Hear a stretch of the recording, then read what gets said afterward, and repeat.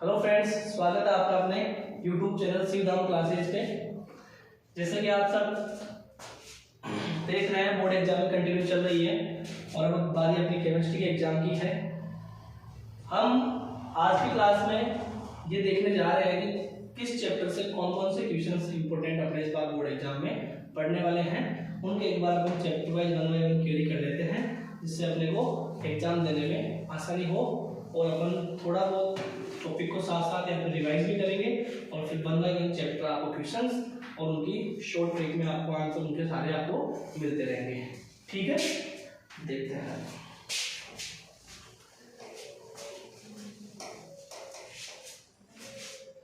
Start करते हैं अपन first book के फर्स्ट चैप्टर से, जो कि अपना है सॉल्यूशन।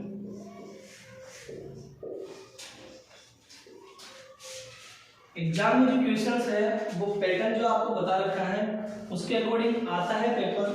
कभी कभार जो पैटर्न है उससे थोड़ा बहुत हटकर आता है, जैसे कि प्रीवियस एग्जाम में कुछ ऐसा लगा है कि जैसे मान लो एज इट इज प्रैक्टिकल जो अपने पैटर्न है उस हिसाब से क्वेश्चंस नहीं भी आए हैं, है ना भाई। अपन ये माने कि भाई जैसे मान लो छोटे क्वेश्चन ही बन रहे थे वही क्वेश्चन आएंगे।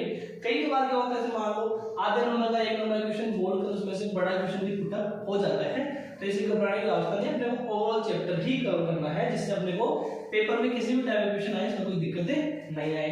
तो इस बार के लिए सॉल्यूशन में सबसे ज्यादा इंपॉर्टेंट क्वेश्चन जो है एक सांद्रता से आता है। आपको बताई हुई बहुत सारी कंसंट्रेशन टर्म, इसमें मोलरता आ गई, आपके मोलरता आ गई, नॉर्मलता आ गई, मोल भिन्न भी आ गई, ठीक है ना, और एक आपके पार्ट्स पर मिलियन। एक न्यूमेरिकल आपको यहाँ से 100% मिल जाता है।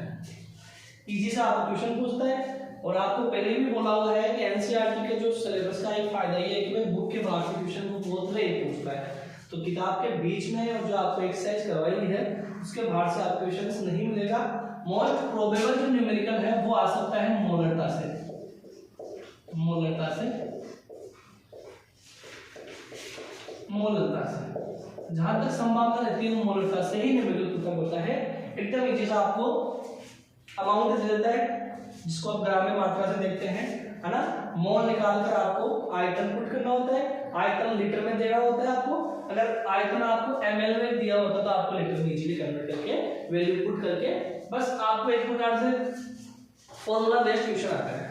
फॉर्मूला आपको याद होना चाहिए, उसमें आपको वैल्यू पुट करनी होती है। थोड़ा बहुत अगर आपको चेंज करवाता है, डायरेक्ट मोल दे देता है तो बहुत बढ़िया बात है। अगर आपको ग्राम में मात्रा दी होती है तो आप उससे आराम से मोल मास से उसका मोल निकालकर आप क्वेश्चन को आराम से मोलरता को कवर भी कर सकते हैं। मोलरता और एक आपको पूछ देता है मोल से, ठीक है।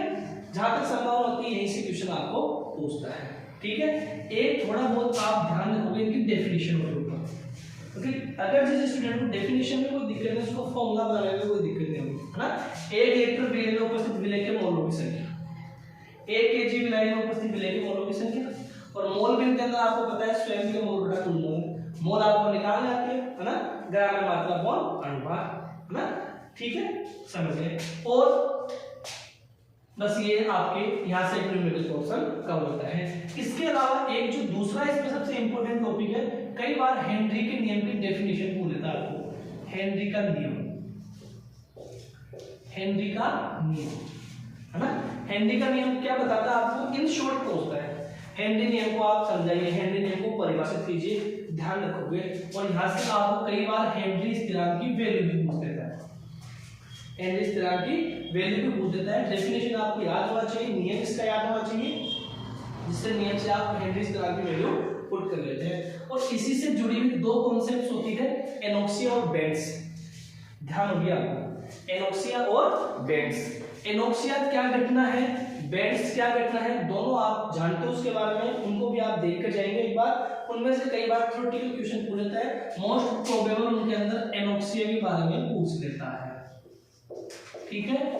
और बेंड्स, इस बेंड्स के अंदर आप ये देखोगे गहराई में समुद्री गोताखोर की घटना देखी गई है। इसके अंदर आप ये भी देखोगे जो गोताखोर सिलेंडर लेके जाते हैं टैंक, उस टैंक में कौन कौन सी गैसें कितने कितने अमाउंट में भरी होती है। कई बार ऑब्जेक्टिव क्वेश्चन में, छोटे क्वेश्चन में आपको पूछ लेता है इसमें 3 गैसें भरी होती है, हीलियम, ऑक्सीजन और नाइट्रोजन। इनका अमाउंट आपको ध्यान रखना है। हीलियम लगभग 11.7% आती है, ठीक है। ये बहुत अच्छे कंपटीशन एग्जाम में पूछा गया, आपको ध्यान रखना है क्योंकि यही सबसे इंपॉर्टेंट रोल इसमें अदा करता है, ठीक है, समझिए। इसके बाद आपको राउल्ट्स लो ध्यान होना चाहिए। राउल्ट का नियम, राउल्ट का नियम बताता क्या है? द्रव वाष्प दाब से जो मापन करते हैं वो राउल्ट के नियम से करते हैं। तो हाँ, अब राउल्ट के नियम की शर्तें कि राउल्ट का नियम क्या कहता है, ठीक है, इधर देखो राउल्ट के नियम के ऊपर। अब साथ ही साथ राउल्ट के नियम की शर्तें पता होनी चाहिए और राउल्ट के नियम की शर्तों के अनुसार आपको राउल्ट के नियम के हिसाब से विलेन बांटे गए हैं कि जो राउल्ट के नियम का पालन करेंगे वो आदर्श और अनादर्श। ये पूरा टॉपिक इस बार के लिए इंपॉर्टेंट है। राउल्ट के नियम का पूरा टॉपिक इस बार इंपॉर्टेंट है। राउल्ट नियम का मैथमेटिक्स प्रोसेस जो गणितीय स्वरूप होता है वो उसके साथ इसके अकॉर्डिंग जो विलेन है जिनको अपन आदर्श और अनादर्श दो भागों में बांटते हैं, अनादर्श और आदर्श विलेन, ठीक है। इनकी डेफिनेशन, जो राउल्ट के नियम को फॉलो करेगा वो आदर्श सॉल्यूशन और जो राउल्ट के नियम को फॉलो नहीं करेगा वो अनादर्श विलेन, आइडियल और अनआइडियल सॉल्यूशन।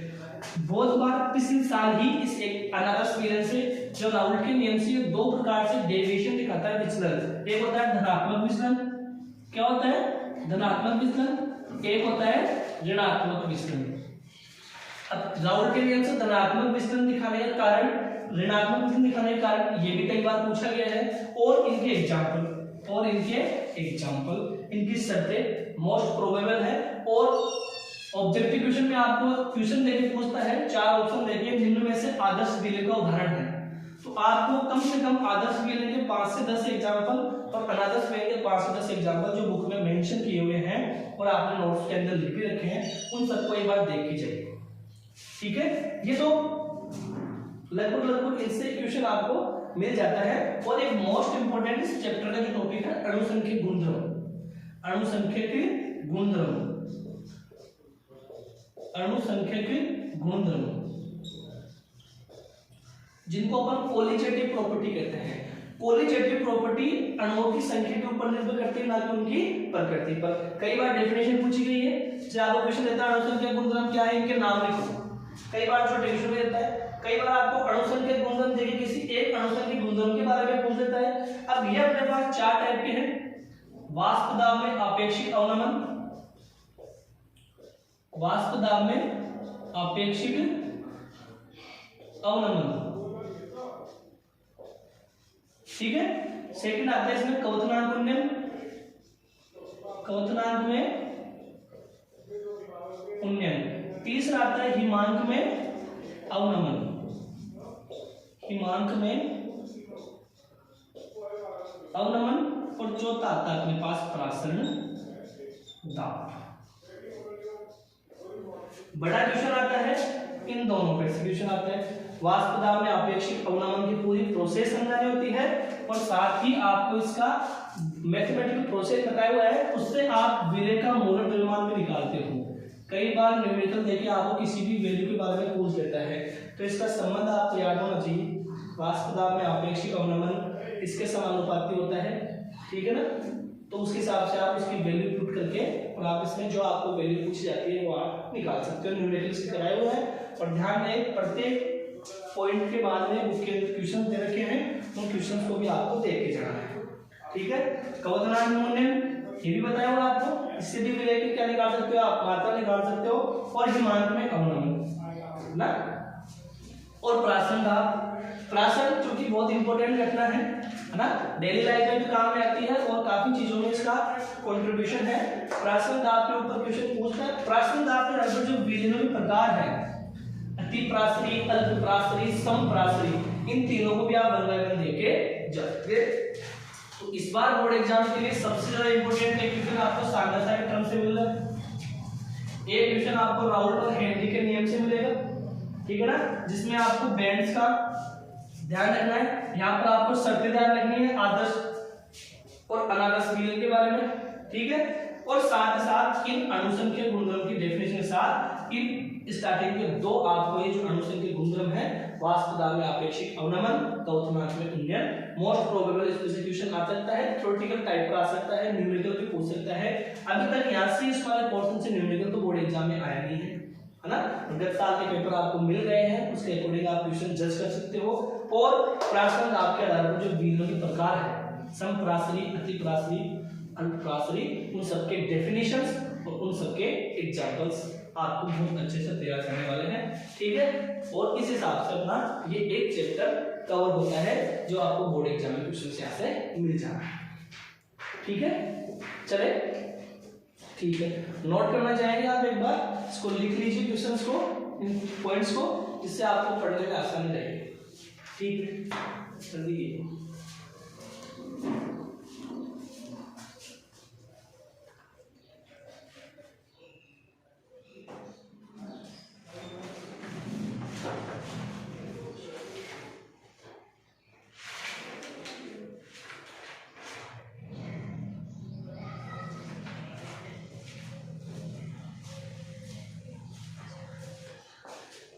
चैप्टर वाइज भी मैं इनको पॉइंटों को एक बार थोड़ा एक्सप्लेन कर दूंगा, जिससे आपको आसानी नहीं पढ़ने में। एक बार अपन इस वीडियो के अंदर पूरे चैप्टर से जो बुक है अपनी, उसके अंदर इंपॉर्टेंट क्वेश्चन जो जो बढ़ रहे हैं उनको एक बार अपन क्वेरी कर देते हैं, जिससे आपके लिए पढ़ना आसान रहेगा।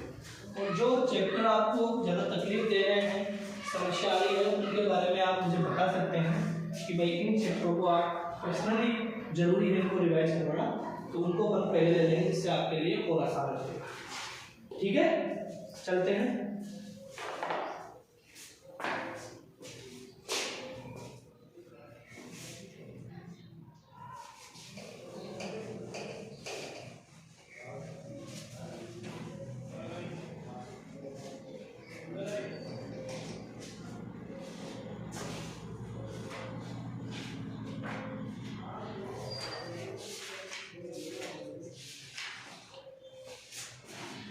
सेकंड चैप्टर अपने पास जो आता है विद्युत रसायन, इलेक्ट्रोकेमिस्ट्री।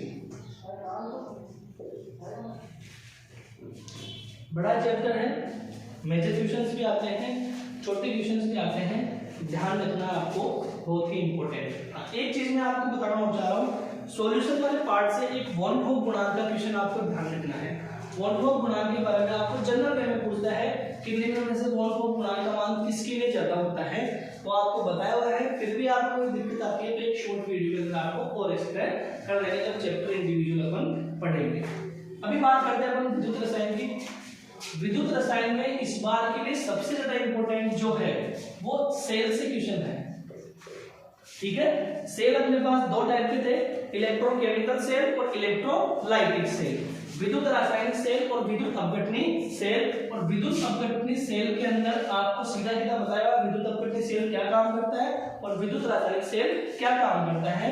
डेली लाइफ में विद्युत रासायनिक सेल बहुत ज्यादा इंपॉर्टेंट है और उसका सबसे बड़े उदाहरण आपको डेनियल सेल बताया हुआ है। डेनियल सेल गैल्वेनिक सेल का ही एक रूप है, गैल्वेनिक सेल। इसकी प्रोसीजर, इसकी मैकेनिज्म, इसमें किस तरीके से क्या इसका फिनोमेना होता है, कैसे एनोड कैथोड बनाते हैं, कौन सी इलेक्ट्रोड पे क्या रिएक्शन होती है, सारी बातें आपको पता करनी होती है। इसके अलावा आपको सेल रिप्रेजेंटेशन भी आनी चाहिए। बताइए सेल रिप्रेजेंटेशन ऐसे लवण सेतु लगा के आपको एनोड कैथोड बनाना होता है। लवण सेतु की इस ओर एनोड का मेंशन करते हैं, इस ओर कैथोड का मेंशन करते हैं। ये सारी बातें आप बता के आओगे, ठीक है ना। डेनियल सेल का इलेक्ट्रोड वो आपको बताया हुआ है, 1.8 वोल्ट आता है, ठीक है। ये अभी हाफ ईयरली के क्वेश्चंस भी आए हैं और गत साल बोर्ड एग्जाम में भी क्वेश्चन पूछा गया है। हर बात लगभग एक साथ छोड़ते हैं, एक साथ क्वेश्चन पूछे जाते हैं। सीधे इसकी वैल्यू होती है, आपको याद करनी है, आप वैल्यू कैलकुलेट भी कर सकते हो, ठीक है। आगे इसमें अपन चले तो एक इसमें कोल-राउस नियम से क्वेश्चन आता है। कोल-राउस नियम, कोल-राउस नियम बताता क्या है, कोल-राउस नियम है क्या, और सबसे ज्यादा इंपॉर्टेंट कोल-राउस नियम का जो अनुप्रयोग है, एप्लीकेशंस, एप्लीकेशन, ये सबसे ज्यादा इंपॉर्टेंट है। और एप्लीकेशंस के हिसाब से आपको कई बार फर्स्ट एप्लीकेशन से आपको न्यूमेरिकल भी पूछ लेता है ना। आपको तुल्यांक चालकता जो इसमें अलग से पॉइंट है उनके बारे में आपको ध्यान होना चाहिए। तुल्यांक चालकता, उसके ऊपर एक क्वेश्चन पूछता है, कैलकुलेट करना, वैल्यू देता है आपको और किसी तीसरे की वैल्यू पूछता है ना। 2-3 सॉल्यूशन देता है आपको, लवा देता है, उनकी वैल्यू देता है और उनमें से किसी तीसरे सॉल्यूशन की वैल्यू आपको पूछ देता है। तो आपको ध्यान रहना चाहिए कोल्हाउस नियम। तो इसकी परिभाषा और इसकी एप्लीकेशंस बहुत अच्छे से करवाई हुई है, फिर भी कोई दिक्कत है तो आप बेझिझक बता सकते हो, ठीक है। इसके अलावा आपको नैनसेट इक्वेशन ध्यान रखनी है। नैनसेट इक्वेशन, नैनसेट समीकरण, नैनसेट समीकरण, नैनसेट समीकरण आपको अलग अलग तरीके से बताया हुआ है। एक नैनसेट समीकरण में आप वैल्यू पूरी रखते हो तो आपको कैलकुलेटर में पूरी वैल्यू पता होनी चाहिए, और अगर आप उसमें वैल्यू नहीं रखते हो तो आपके लिए दो प्रकार से आपके पास नैनसेट इक्वेशन बताई हुई है, ठीक है। एक क्वेश्चन आप ध्यान रखोगे इसमें बैटरी से, बैटरी से दो टाइप की बैटरी होती है, प्राथमिक और द्वितीयक बैटरियां। प्राथमिक बैटरियां जो एक बार काम में आने के बाद दोबारा काम में अपन नहीं रह सकते, मतलब जो रिचार्जेबल नहीं होती, पुनः उनको दोबारा काम में नहीं ले सकते। द्वितीयक बैटरियों का अपन दोबारा उसको रिचार्ज करके काम में ले सकते हैं। उनके अंदर अलग अलग प्रकार है ना। सीसा संचायक सेल आता है, निकेल सेल बताया हुआ है आपको, ध्यान रखोगे बहुत इंपॉर्टेंट है, मैंने पहले बताया है। इसके अंदर जो द्वितीयक बैटरियां होती है, द्वितीयक बैटरी में nickel cell, nickel cadmium cell, nickel cell बहुत इंपॉर्टेंट है, उसकी बनावट ध्यान रखनी है। निकेल सेल, प्राथमिक बैटरियों में जो मरकरी सेल आता है, प्राथमिक बैटरियों में, प्राथमिक बैटरियां उसमें मरकरी सेल है, उसकी बनावट आपको बताई हुई है। उन दोनों सेलों की बनावट एक जैसी होती है। द्वितीयक सेल में आपको निकेल सेल और एक सेल का टाइप और है, और प्राथमिक बैटरी में आपको ध्यान रखना है दो टाइप के हैं, उनके ऊपर किसी एक के ऊपर क्वेश्चन पूछ सकता है। और एक आपको डेफिनेशंस पूछता है भाई, ध्यान रखोगे मोलर चालकता के ऊपर, बहुत ही इंपॉर्टेंट है भाई इस बार के लिए, मोलर चालकता लैम्डा एम, ठीक है। और एक आपको पूछता है तुल्यांकी चालकता, तुल्यांकी चालकता,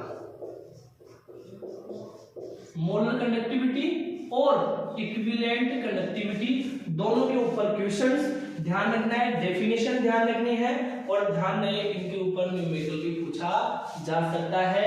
और कभी भी आप चैप्टर के बीच में जो न्यूमेरिकल दिए हैं उनको छोड़कर जाने की गलती नहीं करें। सिर्फ 3 ही चैप्टर ऐसे हैं जिनके अंदर से न्यूमेरिकल पुटअप होंगे, काइनेटिक्स, सॉल्यूशन और इलेक्ट्रॉन। और चैप्टर के बीच में न्यूमेरिकल आपको बहुत अच्छे से करवाए हुए हैं, जरा सी भी लापरवाही नहीं करनी है। कोई क्वेश्चंस में दिक्कत हो बेझिझक आप पूछ सकते हो, साथ साथ कवर करके चलेंगे तो आपको न्यूमेरिकल भी अगर चैप्टर में से पढ़ जाता है तो गलत होने के चांस कम हो जाते हैं। मोस्टली केसेस में क्या होता है, बच्चे थ्योरी पढ़ जाते हैं, पूरी कवर कर जाते हो, आप चैप्टर को आराम से लाइन टू लाइन मैच कर जाते हो, लेकिन कई बार क्या होता है आपका माइंड टेस्ट करने के लिए उसी थ्योरी के अंदर से वो न्यूमेरिकल पुटअप कर देते हैं। तो अगर न्यूमेरिकल आपके सोल्व किए हुए नहीं होंगे तो अगर आपको फॉर्मूला बेस्ड क्वेश्चन भी पूछेगा इजी क्वेश्चन भी, वो भी आपसे नहीं हो पाएगा, ध्यान रखना। अगर आपने 4 से 5 एक्सरसाइज कर रखी है चैप्टर वाइज, उसकी पॉइंट वाइज, तो उससे थोड़ा हटकर भी क्वेश्चन आता है तो इसमें कोई आपकी गलती होने के चांस कम हो जाते हैं। और सबसे बढ़िया तरीका आपको बताया कि एनसीईआरटी में आउट ऑफ बुक से भी क्वेश्चन बहुत रेयर कंडीशन में पुट अप होता है, तो क्यों ना अपन बुक के तो कम से कम क्वेश्चन सोल्व कर ही जाए, है ना। पॉइंटों के साथ क्वेश्चन आपको दिए हुए हैं, करवाए हुए हैं, साथ सोल्व आपको, तो इस हिसाब से आप अच्छे से कवर कर सकते हो। यहाँ से ये क्वेश्चन, ये इस चैप्टर से यही सबसे इंपॉर्टेंट है। सेल आपको मिल जाएंगे, कोलहाउस नियम आपको मिल जाएगा, नैनसेट समीकरण, इसके दो रूप आपको ध्यान रखना है। सीधे सीधे क्वेश्चन पूछता है नैनसेट समीकरण बताइए, ये कई बार फॉर्मूला बेस्ड क्वेश्चन पूछता है नैनसेट समीकरण से, है ना, नैनसेट समीकरण से क्वेश्चन पूछता है। और इन तीनों नियमों में ध्यान रखना, कोलहाउस, नैनसेट और एक फेराडे के नियम, ये बहुत ही इंपॉर्टेंट है भाई। फेराडे के नियम, फेराडे के नियम, दो नियम है फेराडे के, प्रथम नियम और द्वितीय नियम। तो फेराडे के जो प्रथम नियम है वो बहुत बार एग्जाम में पूछा गया है, फेराडे का प्रथम नियम, ध्यान रखोगे फेराडे का प्रथम नियम। कई बार फेराडे का नियम इस नाम से न पूछकर, है ना, विद्युत अपघटन के नियम के नाम से पूछता है ना, लॉज ऑफ इलेक्ट्रोलाइसिस, विद्युत अपघटन के नियम। तो ध्यान रखना, फेराडे का नियम बताता है विद्युत अपघटन के बाद में क्या परिणाम निकलता है, उन सब बातों के बारे में फेराडे का नियम बताता है। तो ध्यान रखोगे इस बात के लिए, फेराडे का नियम एग्जाम के लिए बहुत इंपॉर्टेंट है, छोड़कर नहीं जाए फेराडे का नियम। फर्स्ट नियम की यूटिलाइजेशन, सारी बातें आप इसका मैथमेटिकल प्रोसेस बताओगे आप इसका, ठीक है। वेक्टर से इक्वेशन मिला है, लेंसर्ट समीकरण थोड़ा चांस कम रहता है आने का, लेकिन कोलॉस नियम और फैराडे के नियम से आपको क्वेश्चन मिलता है। लेंसर्ट समीकरण अगर पूछेगा भी तो फॉर्मूला पूछेगा या फॉर्मूला बेस्ड आपको न्यूमेरिकल पूछेगा, ठीक है ना। लेकिन फैराडे का नियम और कोलॉस के नियम से आपको क्वेश्चन मिलेंगे। तुल्यता चाहता मोलता होता एक आपको सेल में गैल्वेनिक सेल की बनावट पूछ सकता है, विद्युत सेल की बनावट पूछ सकता है, मोस्टली केसेस में गैल्वेनिक सेल को पूछता है, तो एक आपको बैटरी के बारे में पता होना चाहिए, ठीक है। और एक जनरल इसके अंदर संचालन की घटना आपको देखने को मिलती है ना। कई बार क्या होता है 1 नंबर या 1.5 नंबर में क्वेश्चन डाल देता है, छोटा क्वेश्चन संचालन का, बड़ा क्वेश्चन भी बन सकता है। संचालन क्या है, संचालन को समझाते हुए इसकी मतलब घटना को बताइए, है ना। तो संचालन क्या होता है, लोहे के ऊपर जंग लगने की घटना दी हुई बुक के अंदर आपको आराम से एक्सप्लेन करी हुई है, उसका पूरा सिद्धांत बताया हुआ है। तो मोस्ट इंपोर्टेंट रहता है, लास्ट ईयर एग्जाम में क्वेश्चन नहीं पूछा है भाई, तो आपको ध्यान रखना है कि संचालन में क्वेश्चन आ सकता है। तो इस बार आप जो इंपोर्टेंट टॉपिक इलेक्ट्रो से सॉल्व करोगे, एक तो सेल के ऊपर कोलॉस फैराडे का नियम, संचालन और तुल्यता चाहता मोलता और किसी सेल में से एक क्वेश्चन, ठीक है ना। 2 से 3 क्वेश्चन इस चैप्टर से आएंगे। बड़ा क्वेश्चन बैटरी से आ सकता है, कोलॉस नियम से आ सकता है या फैराडे के नियम से आ सकता है। छोटे क्वेश्चनों में आपको किसी सेल के इलेक्ट्रोड विभव पूछ ले, लेंसर्ट समीकरण पूछ ले, फैराडे का प्रमेय का गणितीय रूप पूछ ले, किसी ऑब्जेक्टिव सेल क्वेश्चन के अंदर आपको सेल देके पूछ ले, या आपको एक सेल विभव निकालना सिखाया हुआ, सेल पोटेंशियल ऐसे क्वेश्चन छोटे क्वेश्चन में पूछता है। एनोड कैथोड के विभव का अंदर सेल विभव का रहता है, सेल कुल विभव, ठीक है ना।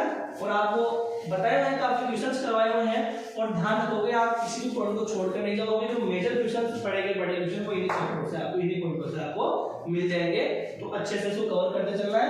एक वीडियो के अंदर मैं इसका एक वीडियो के अंदर पूरे चैप्टर को आपको रिवाइज करवा दूंगा, जिससे आपका और अच्छे से कवर हो जाएगा, ठीक है। ये इंपॉर्टेंट पॉइंट्स है इस चैप्टर से, ध्यान रखेंगे आप। बड़ा क्वेश्चन संचालन का आ सकता है, नो डाउट आपको पता होना चाहिए। संचालन क्या है, संचालन लोहे पर जंग लगने की घटना से आप समझाइए, और संचालन का नुकसान क्या है, ठीक है। थ्योरेटिकल पार्ट है, बुक से जरूर पढ़ के जाइए इसको, है ना। इसके रिजल्टेंट क्या रहते हैं, संचालन होने से क्या नुकसान होता है, सारी बातें आपको ध्यान में होनी चाहिए। एक बार आप जल्दी से देख लीजिए फिर चले आते हैं।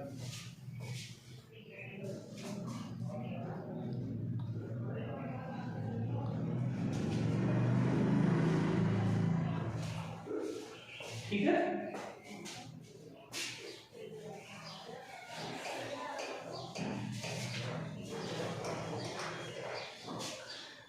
प्रीवियस ईयर के पेपर कम से कम सोल्व करके जाए, अच्छा खासा मैटर आपको पुराने एग्जामों के पेपरों से मिल जाता है। बाद में पछतावा नहीं होगी सर हमने क्वेश्चंस नहीं देखे, बहुत से क्वेश्चन हमें आते थे इसलिए छोड़ के, लेकिन अगर एक बार आप क्वेश्चंस को देख जाओगे, क्वेरी कर जाओगे, तो काफी क्वेश्चंस आपको मिल भी जाते हैं, और उनसे रिलेटेड जॉइंटेड कॉन्सेप्ट से क्वेश्चन आपको मिल जाता है, ठीक है। अब चलते हैं अपन अगले चैप्टर की ओर, इसका नाम है रासायनिक बल गतिकी, केमिकल काइनेटिक्स, रासायनिक बल गतिकी। आसान चैप्टर है, छोटे क्वेश्चन बहुत ज्यादा पूछे जाते हैं। कौन कौन से क्वेश्चन इसमें से आते हैं, सबसे पहले तो आपको इसमें ध्यान रखना है मात्रकों का, बहुत क्वेश्चन आते हैं मात्रकों पे, ठीक है ना, समझ गए। मात्रकों पे ध्यान रखना आपको कि शून्य कोटि अभिक्रिया के लिए मात्रक पूछता है, प्रथम कोटि अभिक्रिया मात्रक पूछता है, किसी भी कोटि के लिए पूछे आपको फॉर्मूला बेस्ड होता है ना। मोल अपॉन लिखे एक सेकंड इनवर्स और 1 माइनस n का आपको फॉर्मूला बताया हुआ है, उससे आप n की कोटि के ऑर्डर पुट कर देंगे। n की जगह 0 के लिए निकालना, 0 के लिए फर्स्ट के लिए निकालना, फर्स्ट के लिए सेकंड के लिए निकालना, सेकंड के लिए मात्रक। एक आप ध्यान रखोगे इसमें गुलबर्ग और बाकी का वेग नियम, वेग नियम डेफिनेशन पूछता है वेग नियम की रेट फ्लो के ऊपर। छोटे छोटे पॉइंट है, ज्यादा बड़ा क्वेश्चन आता नहीं है।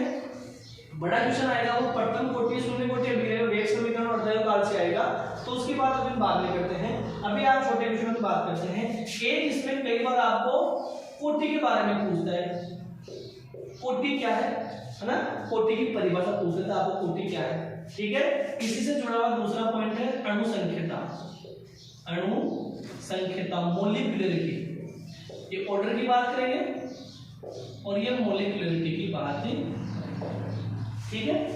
ठीक है। और बोर्ड एग्जाम के लिए बहुत ही फेवरेट क्वेश्चन होता है दोनों में डिफरेंस, कोटि व अनुसंख्यता में अंतर।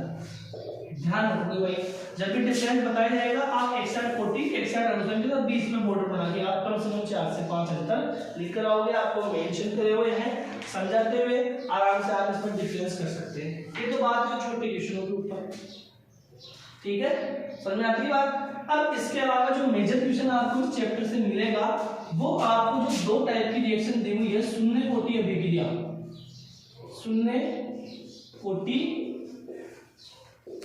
अभिक्रिया, शून्य कोटि अभिक्रिया, इनके वेग समीकरण, इनके वेग समीकरण एक फेवरेट क्वेश्चन है बड़े क्वेश्चनों में इस बार के लिए। दोनों में से किसी एक के ऊपर क्वेश्चन आना ही आना है, इनके वेग समीकरण। और जगह आते थे कई बार अर्धायु काल भी आपको पूछ लेते हैं, अर्धायु काल, अर्धायु काल, ठीक है। वेग समीकरण, रेट इक्वेशन और उनकी हाफ टाइम पीरियड आपको ध्यान होना चाहिए। इसी प्रकार से जो प्रथम कोटि अभिक्रिया है, प्रथम कोटि अभिक्रिया है, फर्स्ट ऑर्डर रिएक्शन, इसके ऊपर भी सेम क्वेश्चन पुटअप होता है। दोनों में से एक क्वेश्चन आपको मेजर क्वेश्चन में पूछा जाएगा, 2 नंबर का, 1.5 से 2 नंबर का। वही इसका वेग समीकरण, आपको पूरा इसका मैथमेटिकल प्रोसेस बताया हुआ है ना। बोलता है जो शून्य कोटि अभिक्रिया का अवकलित वेग समीकरण बताइए, समाकलित वेग समीकरण बताइए, या कैसे प्रथम कोटि अभिक्रिया समाकलित वेग समीकरण बताइए। आपको डिटेल पूरा बता के आना होता है। और इसी का ये आपको पूछेगा अर्धायु काल, अर्धायु काल, ठीक है। इसको आप टी हाफ से डिनोट करते हैं, ठीक है। ये इस बार के लिए मेजर क्वेश्चन है।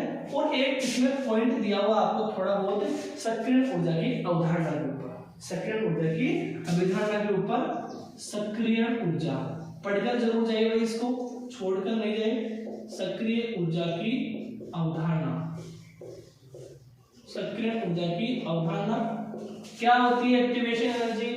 इस एक्टिवेशन एनर्जी का इंपॉर्टेंस क्या होता है रिएक्शन के अंदर, रिएक्टेंट प्रोडक्ट में बदलने के लिए जो एक्टिवेशन एनर्जी की नीड है उसके ऊपर कैटलिस्ट का क्या प्रभाव पड़ता है उत्प्रेरक का, ये सारी बातें आपको इस कोर्स में बताएंगे। तो ये रहे आपके छोटे क्वेश्चन का मैटर, है ना। जहां तक संभव उससे कोटि के मात्रा से पूछता है आपको, ठीक है ना, समझ गए। एक वेग नियम से ध्यान रखना है, सांद्रता अपॉन समय, इसका मात्रा भी आना चाहिए आपको, है ना। सांद्रता अपॉन समय, सांद्रता का मात्रा आपको मोल लीटर में निकालना होता है और सेकंड इनवर्स आता है, कोटि के हिसाब से बदलता रहता है। तो आपको ध्यान रखना है कि किस कोटि के लिए आपको पूछा गया है। और एक कोटि उनकी अनुसंख्यता दोनों में डेफिनेशन अलग अलग पूछ सकता है। कोटि के बारे में कोटि बताइए, कोटि क्या होती है, कोटि के प्रकार बताइए, अनुसंख्यता क्या होती है, विद एग्जांपल बता के आने हैं। कोटि को बताया होंगे आपको, प्रत्येक कोटि के लिए कम से कम एक छोटा एग्जांपल याद होना चाहिए। जैसे आप क्वेश्चन बोले कोटि क्या है, शून्य कोटि अभिक्रिया उदाहरण से समझाइए। तो वेग विरेचन में अभिक्रिया का वेग अभिकारक की सांद्रता के ऊपर निर्भर ही नहीं करता, या अभिकारक की सांद्रता शून्य घात के बराबर होता है। तो ये सारी बातें आपको इनमें पता होनी चाहिए विद एग्जांपल। मिनिमम आपको एक एग्जांपल आपको इसका याद होगा। तो अगर एग्जांपल भी पूछता आपको तो आसानी रहेगी। एक मोस्ट प्रोबेबल क्वेश्चन इस बार के लिए है छद्म कोटि अभिक्रिया।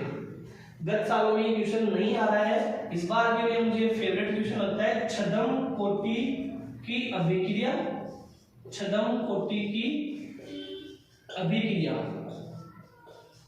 Pseudo first order reaction. छद्म प्रथम कोटि की बोलता है, सीधा छद्म कोटि की भी बोल देता है ना। ऐसी कोटि, ऐसी अभिक्रिया जो बाहर से देखने पर द्वितीय कोटि की नजर आती है, परंतु वास्तव में क्या होती है प्रथम कोटि की। बहुत ही इंपॉर्टेंट इसके एग्जांपल, एक एग्जांपल आता है इसमें सुक्रोज का प्रतिपल, सुक्रोज का प्रतिपल, सुक्रोज का प्रतिपल, ठीक है। सुक्रोज को जल के साथ ऐसे करवा दे तो अल्फा फ्रुक्टोज बीटा फ्रुक्टोज बनता है। भाई सुक्रोज किससे मिलकर बना होता है, अल्फा फ्रुक्टोज बीटा फ्रुक्टोज से। तो इसको जलवित करने पर, हाइड्रोलाइसिस करने पर वही बनते हैं अल्फा ग्लूकोज और beta fructose on the hydrolysis of sucrose. लेकिन आपको यहाँ पर एग्जांपल बता के आना है सुक्रोज का प्रतिपल, पूरा एग्जांपल आप लिख के आओगे, है ना। इससे क्या क्या मोनोमर यूनिट प्राप्त होती है। इसी प्रकार इसका दूसरा एग्जांपल आपको पता होना चाहिए एस्टर का जलवित, एस्टर का जलवित, हाइड्रोलाइसिस ऑफ एस्टर, एस्टर का जल अपघटन, एस्टर का जल अपघटन, ये भी छद्म कोटि के अभिक्रिया का उदाहरण है। कई बार आपको ये पूछता है निम्न में से छद्म कोटि अभिक्रिया उदाहरण है। तो ये दो ही रिएक्शन नेचर के अंदर पता है जो छदम कोटि की अभिक्रिया को बताती है, यही अपने एनसीईआरटी में मेंशन किया हुआ है। तो ये आपके लिए इस बार के लिए इंपॉर्टेंट क्वेश्चन है। बड़े क्वेश्चन छदम कोटि की अभिक्रिया पूछ लेता है 1 से 1.5 नंबर क्वेश्चन, और बचे हुए टॉपिकों में से आपको बता दिया प्रथम कोटि अभिक्रिया का वेग समीकरण, इसको छोड़ के ले जाना है, सुनना प्रथम कोटि को पूरा आपको देख के जाना है, गलती ना करें। बड़ा क्वेश्चन इसी में से आएगा। बड़ा क्वेश्चन कोटि अनुसंधान में अंतर में पड़ जाता है, दोनों में आप बोल रहे हैं कोटि का अनुसंधान में अंतर, ये एग्जीक्यूशन है, इनको आप कवर करते हो चलोगे, लेकिन इनको आप आराम से अच्छे से याद करके जाना ही है, इनमें से इस बार क्वेश्चन आना ही आना है, ठीक है। छोटे क्वेश्चन को आप बता दिया, मात्रक, वेगनीय, कोटि अनुसंधान और छदम कोटि के अभिक्रिया के उदाहरण, ठीक है, समझ गए। और लेकिन डेफिनेशन है याद करना नहीं भूले, प्रथम कोटि अभिक्रिया, द्वितीय कोटि अभिक्रिया, शून्य कोटि अभिक्रिया, इन सब के बारे में आपको भरपूर इंफॉर्मेशन होनी चाहिए, ठीक है। चलो कार्ड और पेपर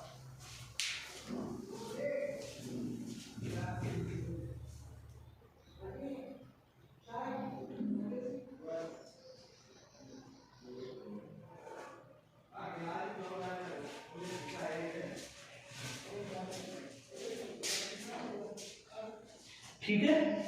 अब अपन अगले चैप्टर की ओर चलते हैं, जो है अपना डी और एफ ब्लॉक। ब्लॉक से आपके क्वेश्चंस, इजी क्वेश्चंस आते हैं एग्जाम में, गत सालों के आधार पर अपन बता सकते हैं। अभी तक इस चैप्टर से सब टफ क्वेश्चन नहीं आया है, और पेपर का जो लेवल है वो कॉन्सेप्चुअल रहने वाला है, आपको पता होना चाहिए। बेसिक चीज जिस बच्चे को आएगी वो चैप्टर को अच्छे से क्वेश्चन पेपर को अच्छे से कर पाएगा, और फिजिक्स के एग्जाम में बहुत ठीक मध्यम स्तरीय पेपर आया है। जो बच्चा पूरे साल पढ़ा है, जिसने अच्छे से मेहनत करी है, वो पेपर को अच्छा कर जाएगा। इससे अपन आंक सकते हैं कि अब केमिस्ट्री वाले पेपर के अंदर एक ठीक ठाक स्तर रहने वाला है, ठीक है। चलो अपन देखते हैं डी और एफ ब्लॉक के क्वेश्चंस, डी और एफ ब्लॉक के क्वेश्चंस, डी और एफ ब्लॉक के क्वेश्चंस।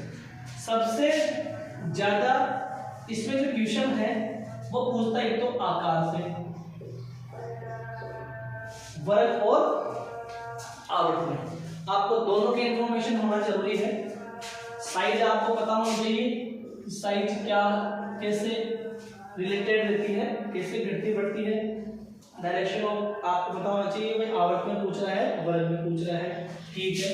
एक आपको ध्यान रखना है यहाँ पर ऑक्सीकरण अंक से, ऑक्सीडेशन स्टेट से, है ना, कि ऑक्सीडेशन स्टेट क्या होती है, आपको बताया हुआ है ऑक्सीडेशन स्टेट कैसे निकालते हैं, ठीक है। संक्रमण श्रेणियां पता होनी चाहिए। जनरल मेजर क्वेश्चन इसका 3D के ऊपर बेस्ड होता है ना, 3D जो प्रथम संक्रमण श्रेणी है उसी के ऊपर क्वेश्चन इसका बेस्ड होता है। एक क्वेश्चन पूछता है आपको रंगीनता के बारे में, कोई भी आयन दे देता है आपको, कोई भी आपको आयन दे देता है, जैसे मान लो आपको बोल दे कि जिंक प्लस 2 रंगहीन है क्यों, कॉपर प्लस 2 की रंगीनता के बारे में बताओ या रंग की प्रकृति बताओ। तो इस तरीके से आपको आउटरमोस्ट सेल का मेजर करके बताना होता है कि भाई कौन कलरफुल है या कौन कलरलेस आपको आता है, ठीक है। आपको न्यूट्रल स्टेट में दे देता है या किसी केटायनिक फॉर्म में भी दे देता है किसी एलिमेंट को कि जिंक इतने ऑक्सीडेशन स्टेट में है, इसकी रंगीनता बताओ, या कई बार दो की तुलना करवा देता है, जैसे Mn+2 रंगीन है जबकि जिंक +2 रंगहीन है, पता होना चाहिए आपको, ठीक है। तो सारी बातों का आपको पता करना होगा, तो इसमें आपको इलेक्ट्रॉनिक विन्यास इन एलिमेंटों का पता होना चाहिए। इलेक्ट्रॉनिक कॉन्फ़िगरेशन जब आपको पता होगा तो इसी से लगे हुए ये सारी बातें आपको पता लग जाएगी। एक आपको छोटे क्वेश्चन में ध्यान रखना है चुंबकीय प्रकृति के ऊपर, चुंबकीय प्रकृति के ऊपर चुंबकीय आघूर्ण पूछता है, और चुंबकीय आघूर्ण के ऊपर आपको अनुचुंबकीय प्रतिचुंबकीय की प्रकृति पूछता है। कौन सा आयन अनुचुंबकीय है, कौन सा आयन प्रतिचुंबकीय है, उस आयन की चुंबकीय प्रकृति बताइए, चुंबकीय आघूर्ण बताइए, निम्न में से कौन सा आयन अधिक अनुचुंबकीय है, निम्न में से कौन सा आयन कम अनुचुंबकीय है। ये सारी बातें आप किससे मेजर करोगे, नंबर ऑफ अनपेयर्ड इलेक्ट्रॉनों से। जैसे मान लो आपको दो आयन बता दिए, दोनों अनुचुंबकीय, मान लो Mn+2 भी अनुचुंबकीय है और Mn+3 भी अनुचुंबकीय है। अब इन दोनों में से आपको ये मेजर करना होगा कि कौन से में अनुचुंबकीय गुण ज्यादा है। तो ये सबसे ज्यादा इंपॉर्टेंट आपको इस फॉर्मूले से बताना पड़ेगा कि इसका चुंबकीय आघूर्ण अपन मेजर करेंगे, मैग्नेटिक मोमेंट, बोर मैग्नेटिक की इकाई होती है, ना बोली इकाई लगाना जरूरी है। ठीक है। बोर मैग्नेटोन ये इकाई किसका, अपन इसका चुंबकीय आघूर्ण निकाल लेते हैं और चुंबकीय आघूर्ण निकालने के बाद अपन मेजर कर लेंगे भाई जिस भी आयन का चुंबकीय आघूर्ण का मान ज्यादा आएगा उसी के चुंबकीय गुण या उसकी अनुचुंबकीय प्रकृति ज्यादा होगी और ये सीधा सीधा बैलेंस करते हैं। सीधा इसके ऊपर डिपेंड करता है नंबर ऑफ अनपेयर्ड इलेक्ट्रॉन पे। जिस भी आयन के अंदर नंबर ऑफ अनपेयर्ड इलेक्ट्रॉन ज्यादा होते हैं वही आयन अधिक चुंबकीय प्रकृति रखता है। ठीक है। एक आप ध्यान रखोगे मिश्र धातु के ऊपर, बहुत ही फेवरेट क्वेश्चन होता है इस चैप्टर से, एलॉय के ऊपर, मिश्र धातु के ऊपर बहुत सारे मिश्र धातु बताई हुई है आपको। ठीक है, पीतल बताई हुई है, ठीक है ना, जर्मन सिल्वर बताई हुई है, जर्मन सिल्वर, कांसा बताया हुआ है आपको ना। जो जो अपने बुक के अंदर मेंशन की हुई सारी बातों को ध्यान रखोगे। मिश्र धातु क्या होती है, मिश्र धातु के फायदे क्या होते हैं, मिश्र धातु बनाने के लिए किन की धातु है, मान लो कांसा के लिए आपको पूछ ले, कांसा मिश्र धातु की संगठित धातुएं हैं, किस किस से मिलकर बनी है, पीतल किससे मिलकर बनी है, जर्मन सिल्वर किससे मिलकर बनी है, और भी आपको बताई हुई है जिसको आपको ध्यान में रखना है। एक इस बार के लिए मैं आपको बता रहा हूं कि जो अपने पास दो कंपाउंड है, एक तो KMnO4 भाई जो अपने पास ट्रांजिशन एलिमेंट संकरण धातु है उनके महत्वपूर्ण यौगिकों अपने पास दो है, KMnO4 पोटेशियम परमैंगनेट और एक है आपके पास पोटेशियम डाइक्रोमेट। इन दोनों कंपाउंडों की आपको मैन्युफैक्चरिंग दी हुई है, इसकी बनाने की विधियां, प्रिपरेशन मेथड दिया हुआ है। प्रिपरेशन मेथड के अंदर आप इनको देखोगे भाई कैसे अपन इसको बनाते हैं, इसके बीच में कई स्टेप के बारे में आपको पूछ लेता है, ये किससे बनता है, ये किससे बनता है, तो इनको भी आप एक बार देख के जाए। जैसे मान लो पोटेशियम ये K2Cr2O7 जो पोटेशियम डाइक्रोमेट है इसको बनाने के लिए किसका उपयोग करते हैं, है ना, ये KMnO4 कई बार तो यही क्वेश्चन पूछता है, पोटेशियम परमैंगनेट किस धातु का यौगिक है, तो मैग्नीज का। ठीक है, एक क्वेश्चन कई बार ये पूछता है प्रथम संकरण श्रेणी में सबसे अधिकतम ऑक्सीकरण वाला एलिमेंट है, तो उसके लिए आपको बताया हुआ है मैग्नीज प्लस 7 दिखाता है, मैग्नीज प्लस 7, मैग्नीज प्लस 7 ये सबसे हाईली ऑक्सीडाइजिंग स्टेट वाला एलिमेंट है इन 3D सीरीज, ध्यान रखोगे। और KMnO4 पोटेशियम परमैंगनेट के अंदर अपनी +7 ऑक्सीडेशन स्टेट के अंदर ये एग्जिस्ट करता है। ठीक है, और लास्ट इसमें सबसे इंपॉर्टेंट क्वेश्चन जो बनता है लेंथेनाइड कॉन्ट्रैक्शन का, लेंथेनाइड संकुचन के ऊपर क्वेश्चन है। लेंथेनाइड संकुचन क्या है, लास्ट ये क्वेश्चन आया है लेकिन ये अच्छा क्वेश्चन है, पूछ सकता है। लेंथेनाइड संकुचन की डेफिनेशन आपको ध्यान रखनी है और इसके रिजल्ट ध्यान रखने हैं, परिणाम क्या है इसके लेंथेनाइड संकुचन के, है ना। 3D 4D में जब अपन चलते हैं तो साइज कैसे मैटर करता है ये अपन लेंथेनाइड संकुचन से समझते हैं, है ना। साथ ही साथ आपको पता है धातु का घनत्व बढ़ा देता है, ये ओस्मियम जो धातु है सबसे अधिक भारी धातु आवासान्य की सबसे अधिक घनत्व होता है, तो इसके लिए कौन रिस्पांसिबल है, लेंथेनाइड कॉन्ट्रैक्शन रिस्पांसिबल है। इसी से लगा हुआ एक्टिव कॉन्ट्रैक्शन होता है, रेट चार्ज से 10 क्वेश्चन पूछ लेंगे, इसी से क्वेश्चन आ सकता है, ध्यान में ये छोटे क्वेश्चन आपको याद है। ठीक है, चलते आगे, आप इनको एक बार मेंशन कर लीजिए। आपको जो 3D एलिमेंट्स के जनरल कैरेक्टर्स बताए हुए हैं जिनमें आकार आ गया, उनमें प्रभावी नाभिक के आवेश का मान आ गया, है ना, उनके स्थायित्व की बात आ गई, है ना। जैसे कई बार आपको सुन लेते हैं जिंक +2 स्थायी है लेकिन कॉपर +2 स्थायी नहीं है, तो ध्यान रखना होता है ऐसे क्वेश्चन, ये सारे इलेक्ट्रॉनिक कॉन्फ़िगरेशन के ऊपर डिपेंड करते हैं। आउटर मोस्ट सेल के अंदर आपको इलेक्ट्रॉनिक कॉन्फ़िगरेशन देखना होता है, जिंक +2 में 3D10 कॉन्फ़िगरेशन आता है और कॉपर +2 में 3D9 कॉन्फ़िगरेशन आता है। यहाँ पर फुल फील्ड ऑर्बिटल है, फुल फील्ड ऑर्बिटल का अदर ऑर्बिटल की जो इलेक्ट्रॉनिक कॉन्फ़िगरेशन से ज्यादा स्टेबिलिटी होती है, तो फुल फील्ड ऑर्बिटल और हाफ फील्ड ऑर्बिटल ज्यादा स्टेबल होंगे अदर कॉन्फ़िगरेशन की कंपैरिजन में, ये मोर स्टेबिलिटी है। और इसके अलावा से D4 कॉन्फ़िगरेशन है, D3 कॉन्फ़िगरेशन है, D9 कॉन्फ़िगरेशन है, D8 कॉन्फ़िगरेशन है, D6 है, इनकी रिलेटिव स्टेबिलिटी हाफ फील्ड और फुल फील्ड की कंपैरिजन में क्या होती है, रिलेटिवली लो होती है। इसलिए आप ऐसे क्वेश्चन भी जब आ जाए तो आप घूमे नहीं, है ना, आपको सीधा सीधा उसकी रिलेटिवली स्टेबिलिटी घूमकर आपको इलेक्ट्रॉनिक कॉन्फ़िगरेशन के ऊपर आना है, चुंबकीय गुण की बात कर सकता है, वरीयता की बात कर सकता है और इनकी रिलेटिव स्टेबिलिटी की बात करें, ठीक है, ऑक्सीजन स्टेट का ध्यान रखोगे, लेंथ एंड कॉन्ट्रैक्शन का ध्यान रखोगे। ये सारे टॉपिक इस बार के लिए बोर्ड में इंपॉर्टेंट है, ज्यादा कंफ्यूजन नहीं आएगा। थोड़ा बहुत आपके जनरल दिमाग को, एक आपसे बहुत बार क्वेश्चन ये पूछा है संक्रमण तत्वों के ऊपर, संक्रमण तत्व के ऊपर आपको बताएगा संक्रमण तत्व क्या होता है। कई बार आपको डेफिनेशन ही पूछ लेता है। तो डी खंड के तत्वों का जो इलेक्ट्रॉनिक कॉन्फ़िगरेशन होता है 1 to 10 NS1 to 2, ये डी खंड के तत्वों का सामान्य इलेक्ट्रॉनिक विन्यास है। लेकिन यदि आपको संक्रमण तत्व के बारे में ही पूछे तो संक्रमण तत्व वे तत्व होते हैं जिनमें डी कक्षक कोण पूरित नहीं हो। इसलिए ध्यान रखना है, अगर डी खंड के तत्वों का आपको इलेक्ट्रॉनिक विन्यास पूछे तब तो आपको ये लिखना है n-1 D 1 to 10 NS1 to 2।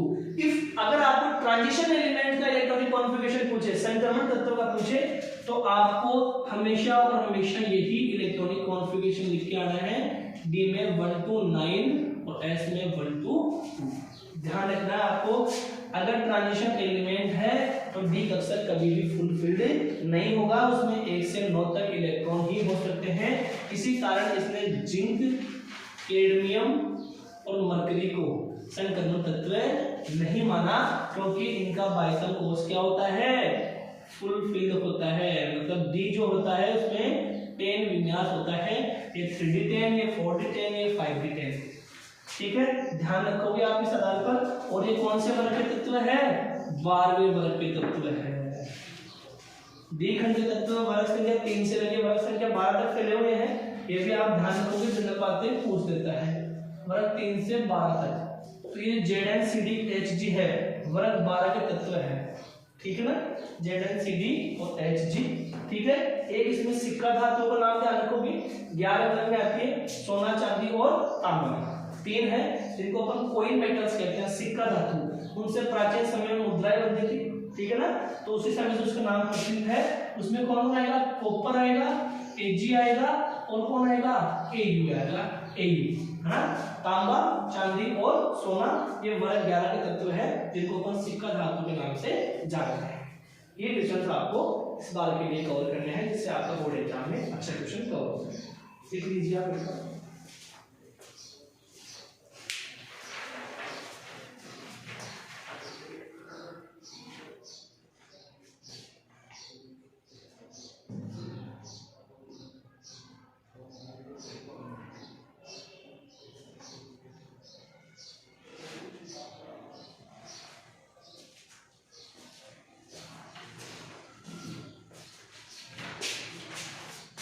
ठीक है, चलते हैं फर्स्ट बुक के लास्ट चैप्टर की ओर।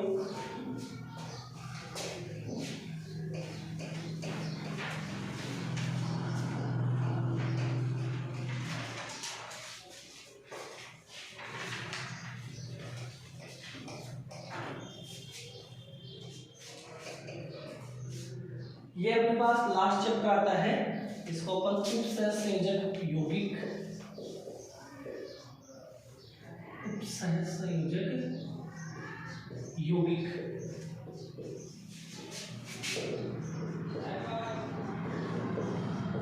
संकुल यौगिक भी कहते हैं इसको, जटिल यौगिक भी कहते हैं, आपको बहुत अच्छे से बताया हुआ है। सबसे पहली बात तो इसमें जनरल आप ध्यान रखना है, आपको कई बार डेफिनेशन पूछी गई द्वितीय लवण की, द्वितीय लवण और इसका उदाहरण। जनरली बच्चे क्या करते हैं, इस फर्स्ट वाले पेज को छोड़ जाते हैं कि भाई ये कभी पूछते नहीं है, लेकिन प्रोबेबल रहती है इस क्वेश्चन की। द्वितीय लवण डबल साल्ट क्या है, इसका उदाहरण आपको बताइएगा। मोल लवण होता है, पोटास एल्बम होता है, K2SO4 N2SO4 324H2। मोल लवण भी आपको ध्यान होना चाहिए। एक कार्बोनाइड होता है KCl MgCl6H2। ये सब के सब द्वितीय लवण के उदाहरण है। और संकुल यौगिक की परिभाषा, संकुल यौगिक इंपोर्टेंट है इस बार के लिए। दोनों में से आपको ध्यान रखना होता है। कई बार तो आपको ये बोलता है कि मैं द्वितीय लवण और संकुल यौगिक की परिभाषा दीजिए, या दोनों में किसी एग्जाम्पल के बारे में आपको पूछ लेता है।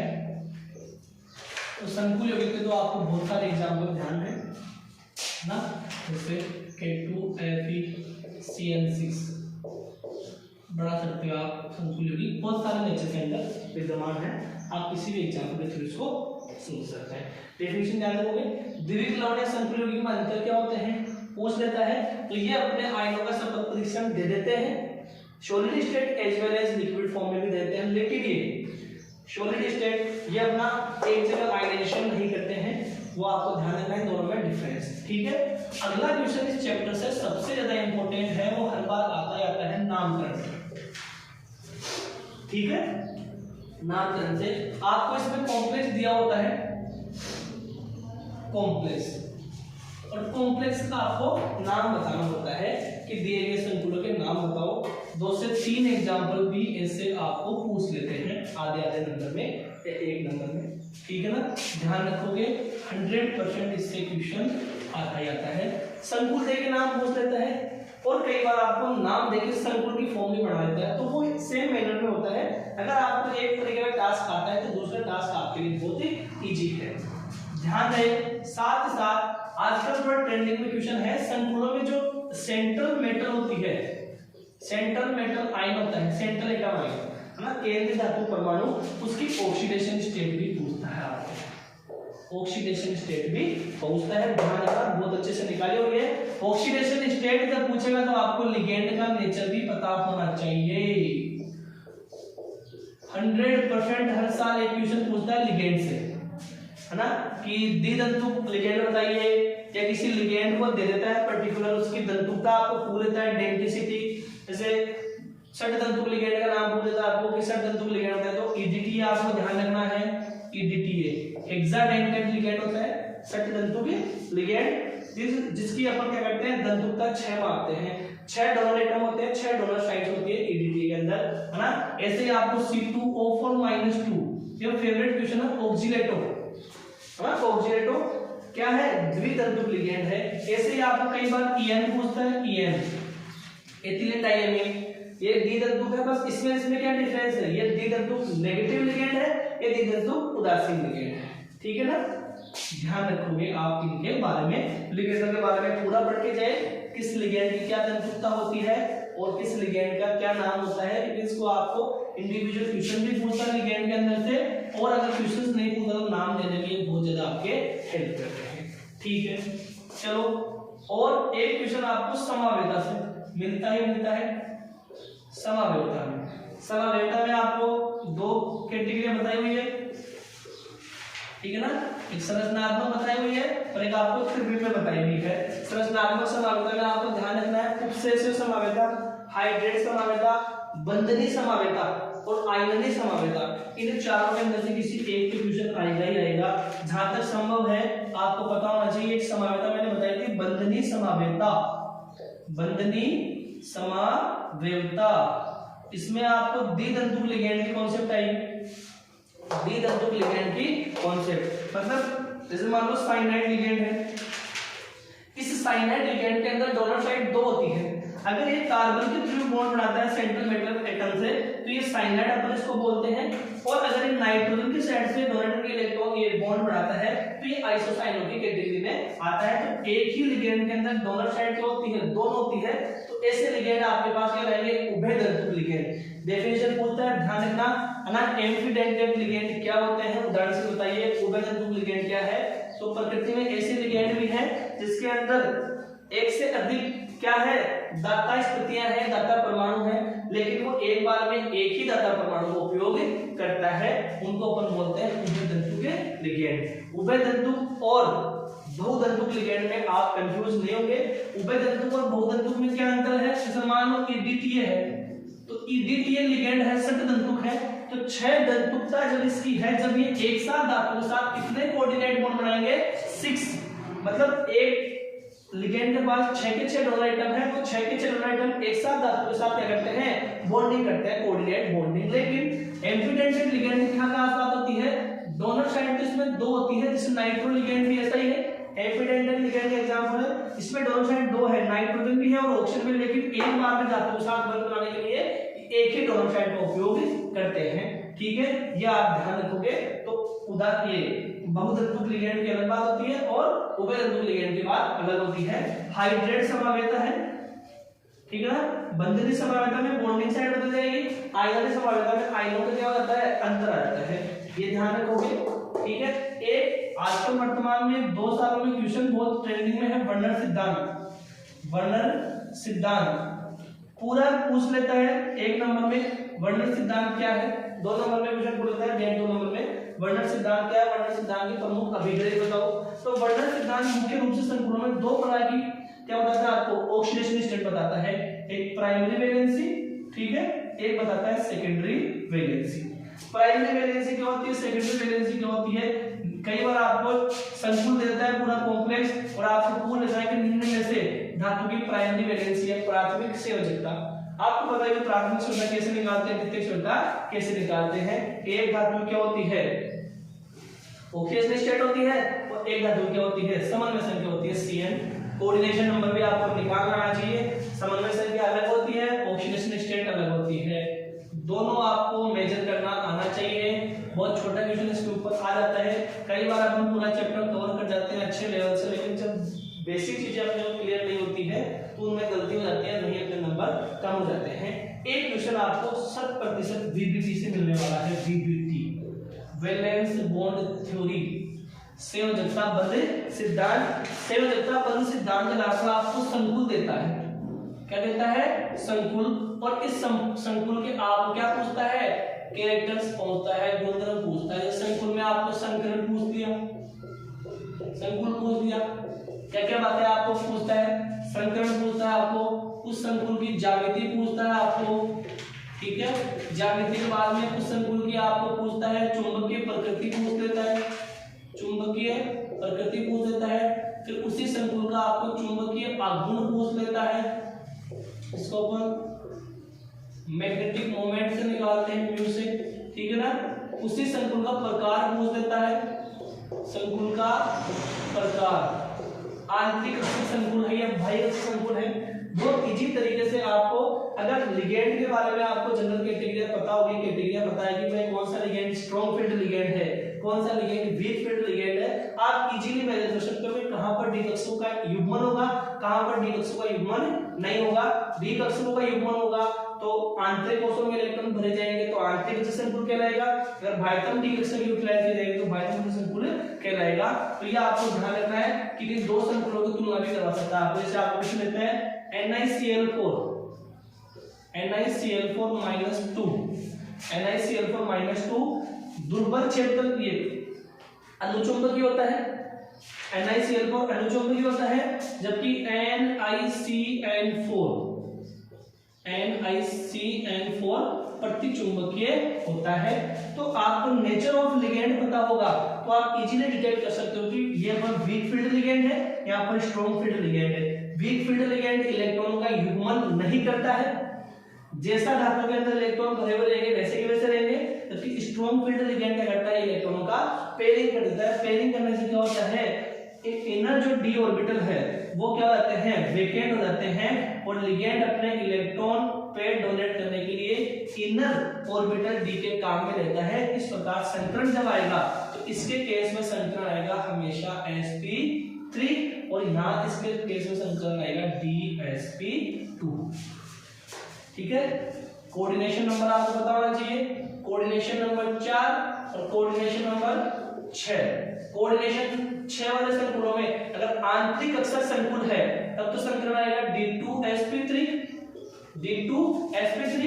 अगर संकुल बाह्यतम संकुलों में संकरण आएगा sp3d2, sp3d2। इसकी रेस्पेक्ट में क्या प्रकृति होगी, इसकी रेस्पेक्ट में क्या प्रकृति होगी, SiCl4 और ज्यामिति जो होगी हमेशा अष्टफल की होगी, ज्यामिति जो होगी हमेशा समन्वय संख्या 6 अष्टफल की है, और समन्वय संख्या 4 में ज्यामिति टेट्राहेड्रल भी हो सकती है। और आपको एक केस इसमें और मिलेगा, लेकिन जहां तक आपको संभावना है आपको चतुष्फल की ज्यामिति में से ही मिलेगा। चतुष्फल की ज्यामिति में आपको संकलन ध्यान रखना है, sp3 बाह्यतम संकुल के आपको पहुंचता है, ठीक है, ध्यान रखोगे। यही इंपॉर्टेंट इस बार के लिए, इजी क्वेश्चन इस चैप्टर से आता है, आपको ज्यादा पैनिक होने की आवश्यकता नहीं है। बहुत अच्छे से ये चैप्टर आपको बताया हुआ है, नोट्स पूरे पढ़ के जाए, और बहुत से नामों की आपको प्रैक्टिस करवाई हुई है। आराम से नाम करने का तरीका आपको बहुत आसान बताया हुआ है। मैं एक जनरल एग्जांपल से आपको ये एक्सप्लेन कर देता हूँ कि जब नाम आप लिखते हो तो क्या गलतियां आप कर जाते हो। एक छोटे से एग्जांपल से मैं आपको सॉल्व कर देता हूँ, ठीक है, जैसे आपके पास संकुल है NiCl4 माइनस। आप सबसे पहले इसके अंदर धातु की जो ऑक्सीडेशन स्टेट है वो आप कैलकुलेट कीजिए, यही कैलकुलेट कर लीजिए, कोई दिक्कत नहीं है। आपको पता है जिस धातु की ऑक्सीडेशन स्टेट निकालने उसको अक्स मानते हैं, प्लस क्लोराइड एक दंतु ऋणावेशित लिगैंड है इसलिए -1 चार्ज लेके रखता है, संख्या भी कितने हैं 4, और पूरे संकुल के ऊपर आवेश है -2, तो यहां से x -4 -2, तो x बराबर आपके पास वैल्यू आती है +2। तो यहाँ पर निकेल की जो ऑक्सीडेशन स्टेट है +2 है। मोस्टली केसेस में बच्चे यही गलती करते हैं, यहाँ पर आपने ऑक्सीडेशन स्टेट निकाल दी, आप आराम से इसका नाम लिख सकते हो, ऋणावेशित संकुल है, धनावेशित संकुल है, उदासीन संकुल, उस हिसाब से आप कर लेते हो। आपको नियम बताए हुए हैं कि संकुल का नाम कैसे लिखते हैं, सबसे पहले लिगैंड का नाम संख्या के साथ, इसमें टेट्राक्लोरिडो लिख सकते हो आप, है ना, आईडी को लगाते हैं क्लोराइड, ठीक है, टेट्राक्लोरिडो निकेलेट, ठीक है, ऋणावेशित संकुल है, निकेल भी आप इसमें आप जज कर लेना इसको किस हिसाब से, आपको संकुलों का नाम लिखाया हुआ है, और लास्ट में जो इसकी ऑक्सीडेशन स्टेट होती है सेकंड अपन इसको लिख लेते हैं, ठीक है। धातु का नाम आप लिखते हो, ध्यान रखना आपको धातु की स्पेलिंग सही आनी चाहिए, धातु का नाम, हाँ, और गैप नहीं छोड़ना है बीच के अंदर, कंटिन्यूअसली इसका नाम आना चाहिए, और ऑक्सीडेशन स्टेट है हमेशा किसमें लिखी जाएगी, रोमन अंकों में लिखी जाएगी, ये गलती नहीं करेगा, ठीक है ना, समझ गए। तो ये आपको एक एग्जांपल के थ्रू आपको एक्सप्लेन कर दिया इस हिसाब से होता है। कई बार आपको क्वेश्चन ये भी बोला था निम्न में से उदासीन संकुल है, निम्न में से ऋणावेशित संकुल है, तो शर्तें बताइए आपको ऋणावेशित संकुल कब होता है, धनावेशित संकुल आपको कब होता है, ये आप एक बार लिख लीजिए जो आगे चले।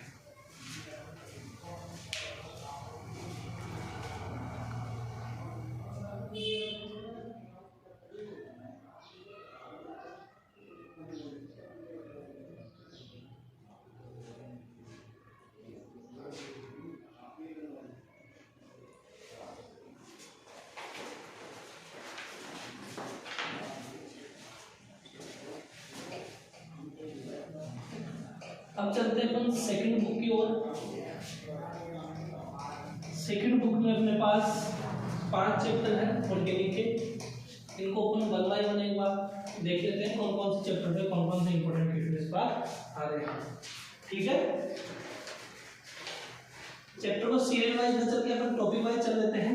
इस कतार में अपन जैसे अपने पास फर्स्ट चैप्टर सेकंड बुक में हेलो एल्केन हेलोरीन है, लेकिन अपन सबसे पहले एमीन के बारे में देख लेते हैं, ठीक है ना। एमीन जो इस चैप्टर का सेकंड लास्ट चैप्टर है, J1 से पहले वाला, इसके ऊपर कौन कौन से क्वेश्चन आते हैं, ठीक है। एक तो आपको एमीन में जो नेम रिएक्शंस है उनके ऊपर बहुत ध्यान रखना है भाई, नेम रिएक्शन, चैप्टर की नेम रिएक्शन एक भी नहीं छोड़कर जाए आप, नेम रिएक्शन पूछता है, बहुत इंपॉर्टेंट है, ठीक है ना। और इसके अलावा कई बार क्वेश्चन आपको संकरण पे पूछ देता है, संकरण पे पूछ रहे, मान लो आपको बोल दे कि भाई एरोमेटिक एमीन में संकरण है, तो आपको पता होना चाहिए एरोमेटिक एमीन क्या होता है, एनिलीन। तो एरोमेटिक एमीन में संकरण नाइट्रोजन में जब आपको पूछता है तो sp3 संकरण होना चाहिए, ठीक है ना। ऐसे क्वेश्चन आपको लगते ही इजी है, कई बार गलतियां हो जाती है ना, देखकर आप जज करते हो संकरण तो sp2 होगा जबकि sp3 संकरण आपको देखने को मिलता है, ठीक है। और इसमें कुछ टेस्ट है, परीक्षण जिनको कहते हैं, बहुत ही इंपॉर्टेंट है भाई, ध्यान रखना, उनको छोड़कर नहीं जाए, उन्हीं में से क्वेश्चन आएगा। सबसे पहले एक टेस्ट आता है इसमें आपके पास हिंसबर्ग अभिकर्मक टेस्ट, हिंसबर्ग अभिकर्मक परीक्षण। हिंसबर्ग अभिकर्मक क्या होता है, बेंजीन सल्फोनिल क्लोराइड। अगर जिस स्टूडेंट को हिंसबर्ग अभिकर्मक की स्ट्रक्चर याद है वो आराम से इसको एक्सप्लेन कर सकता है। ये होता है SO2Cl, C6H5SO2Cl, ठीक है। हिंसबर्ग अभिकर्मक के आधार पर एमिनो में विभेद, ना, हिंसबर्ग अभिकर्मक के आधार पर एमिनो में विभेद आपको पता होना चाहिए, बहुत ही इंपॉर्टेंट क्वेश्चन है भाई, हिंसबर्ग अभिकर्मक के आधार पर एमिनो में विभेद।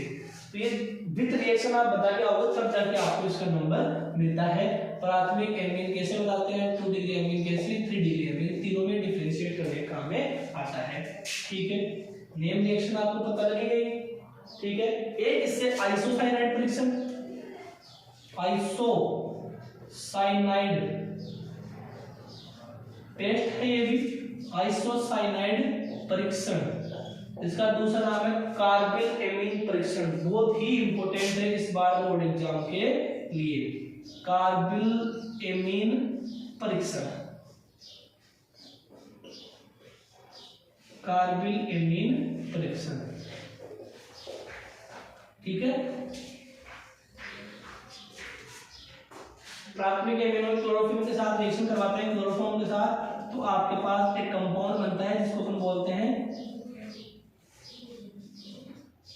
एल्किल कार्बिल एमीन बनता है, आइसोसाइनाइड रिएक्शन ना, आइसोसाइनाइड RNC ये बनता है। ठीक है ना, तो ये जो एल्किल आइसोसाइनाइड बनने की जो प्रोसेस है, ये एक दुर्गंधयुक्त पदार्थ होता है जो इसकी पुष्टि करता है कि भाई ये दुर्गंधयुक्त पदार्थ बन चुका है। तो ये आइसोसाइनाइड बनना ही किसकी पुष्टि करता है, आइसोसाइनाइड परीक्षण की बात बताता है। इसको अपन कार्बिल एमीन भी कहते हैं। बहुत इंपॉर्टेंट है, रिएक्शंस आपको बताई हुई है, ज्यादा समय नहीं लेके मैं आपको सिर्फ क्वेश्चंस का मैनर बता रहा हूँ कि कौन सा क्वेश्चन इंपॉर्टेंट है। बाकी आप नोट्स से पढ़ सकते हो, चैप्टर जो अपन सॉल्व करेंगे तो उसमें आपको एक बार बहुत बड़ी जानकारी मिल जाएगी। इसके अलावा इस बार के लिए बोर्ड एग्जाम के लिए बहुत ही इंपॉर्टेंट रिएक्शन है कपलिंग रिएक्शन, युग्मन अभिक्रिया। युग्मन अभिक्रिया दो ही युग्मन रिएक्शन है। ठीक है ना, एक तो है डाईएजोनियम लवण की अभिक्रिया फिनॉल के साथ, डाईएजोनियम लवण प्लस किसके साथ, फिनॉल के साथ, पीले रंग की डाई बनाएगा। किसके रंग की डाई बनाएगा, पीले रंग की डाई, याद है आपको। ठीक है, ऐसे डाईएजोनियम लवण की अभिक्रिया, डाईएजोनियम लवण की अभिक्रिया आप करवाएंगे किसके साथ, एनिलीन के साथ। एनिलीन के साथ नारंगी रंग की डाई बनेगी। दोनों रिएक्शन में बहुत इंपॉर्टेंट है। कपलिंग रिएक्शन में डाईएजो समूह क्या होता है, डाईएजो समूह सुरक्षित रहता है, कपल हो जाता है, कपलिंग रिएक्शन।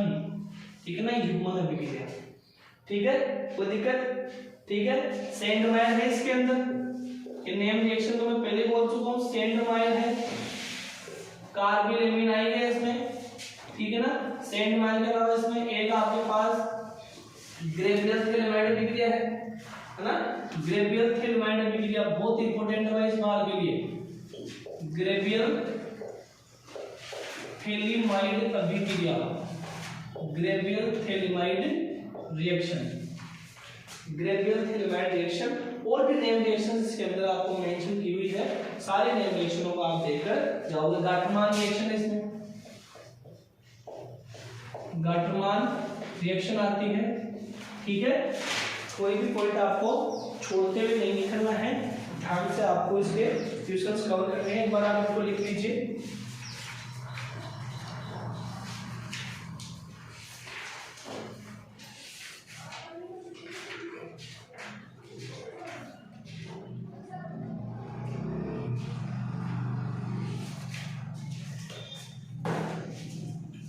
एक ध्यान रहे आपको, एक बहुत ही इंपॉर्टेंट इस चैप्टर का पार्ट है एमिनो की क्षारीय प्रकृति, बेसिक नेचर ऑफ एमीन्स, है ना। अपने पास जो एमीन है वो दो टाइप के हैं, एलिफेटिक एमीन्स, एलिफेटिक, और एक दूसरा है आपके पास कौन सा, एरोमेटिक एमीन। ठीक है, इसका रेजोनेंस आपको पता होना चाहिए, है ना। कई बार इन दोनों के ऊपर बेस्ट क्वेश्चन पूछता है।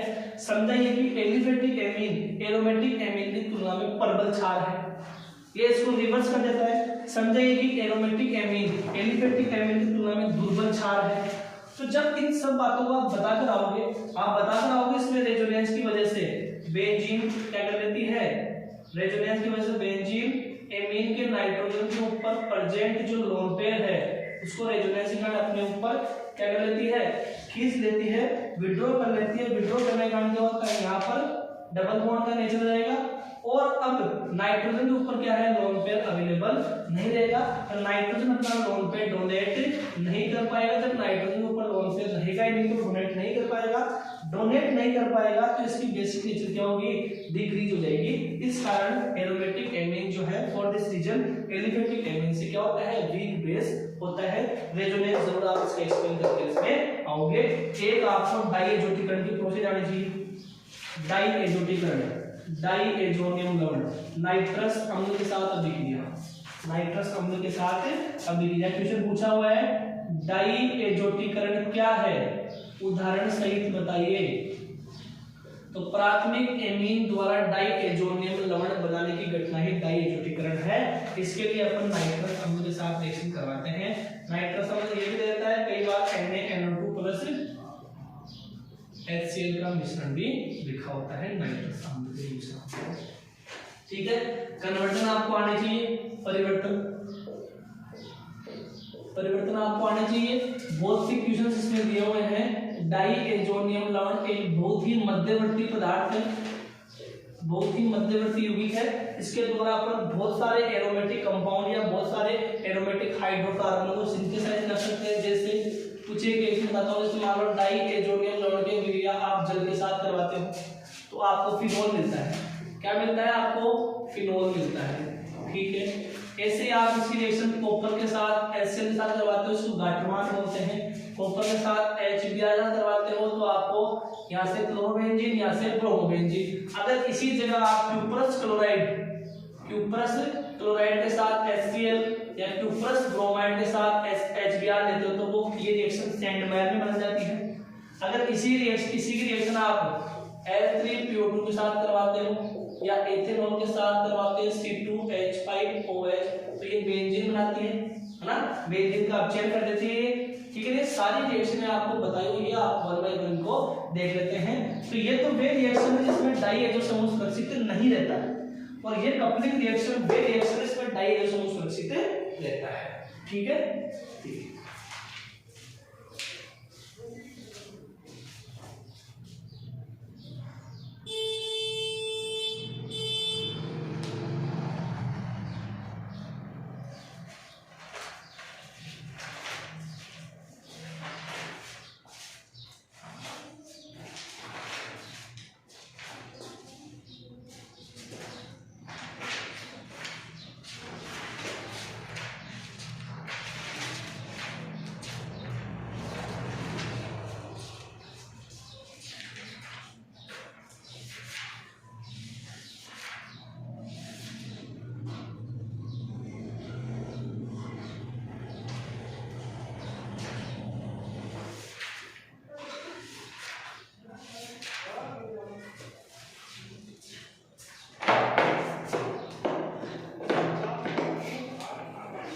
अपन नेक्स्ट चैप्टर के बारे में चर्चा करते हैं, जो अपने पास एल्डिहाइड कीटोन कार्बोक्सिलिक एसिड की बात करेंगे।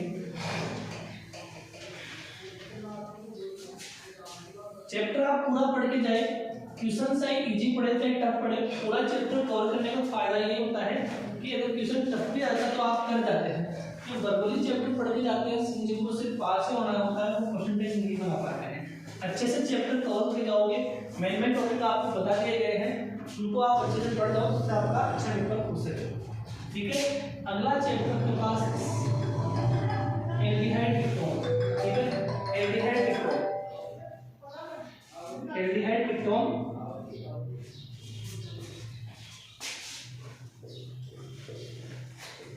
एल्डिहाइड कीटोन और एसिड, एल्डिहाइड कीटोन और एसिड बड़ा चैप्टर है। दो बड़े क्वेश्चन इस चैप्टर से आने वाले हैं, बहुत ही इंपॉर्टेंट है। 6 से 7 नंबर ये चैप्टर है, अच्छे से आप इसको कवर करोगे। सबसे पहले आपको एल्डिहाइड और कीटोन दोनों की मिक्स बनाने की विधियां दी हुई है, बहुत ही इंपॉर्टेंट है इस बात के लिए। आपको उसमें रोजेनमुंड अपचयन मिलेगा, रोजेनमुंड अपचयन मिलेगा, रोजेनमुंड अम्ल क्लोराइड के अपचयन से। यहीं पर आपको बतानी है पैलेडिकल बेरियम सल्फेट वाली रिएक्शन है, भूले नहीं आप इस रिएक्शन को। इसमें ये तो उत्प्रेरक काम करता है और ये उत्प्रेरक विष का काम करता है। ठीक है, बहुत इंपॉर्टेंट रिएक्शन है।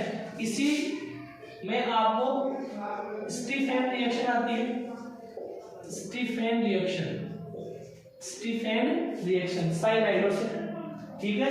इटार्ड आती है, इटार्ड रिएक्शन, इटार्ड रिएक्शन। एक आती है गाठीमान खोक अभिक्रिया, गाठीमान खोक अभिक्रिया। इन रिएक्शनों में से क्वेश्चन जरूर पूछ जाती है, प्रिपरेशन मेथड के अंदर आपको पूछता है, ठीक है ना।